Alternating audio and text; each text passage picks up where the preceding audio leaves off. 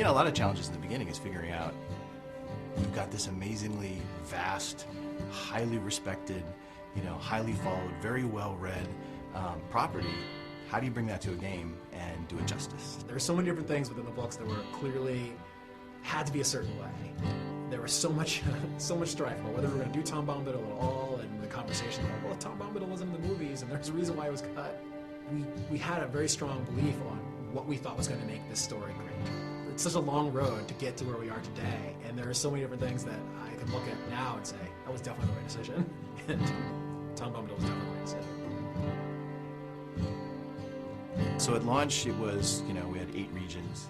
We kind of worked our way through the Shire. We ended up in Angmar. You know, it was a, we thought, huge world at the time. In fact, I think at the time it was one of the largest pieces of landscape ever released for a game. Eyes and ears and hearts and minds and everything opened up to us to see how we addressed, you know, how do you do a story in this world? You know, we can't be Frodo, right? I mean, these are the things that people thought the game was going to be, that I could be Frodo and I'm going to run through Middle-earth.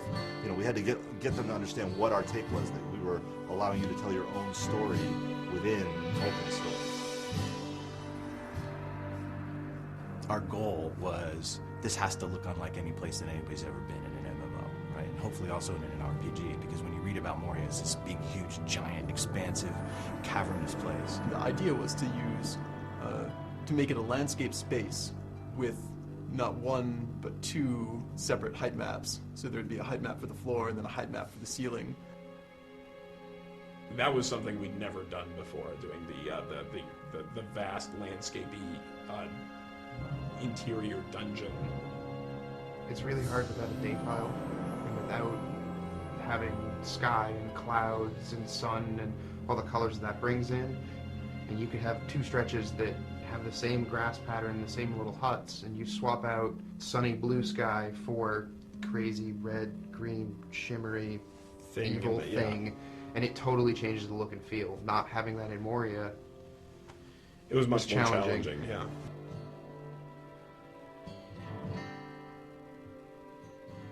Our primary goal was to, how do we take this amazing game that people love once they get in it, but that there are some basic barriers to entry, like the subscription-only experience, and how do we reinvent what we have so that it retains all of its, you know, grand and glorious nature while addressing an audience that's much bigger.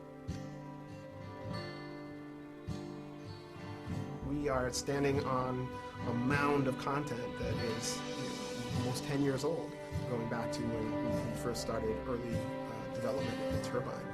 I think it's a credit to the early architects of the game that we're able to, you know, continue to add on to it and grow it and do remarkable things. Coming into Rohan, we have a totally new space. We have a totally new way of playing across it.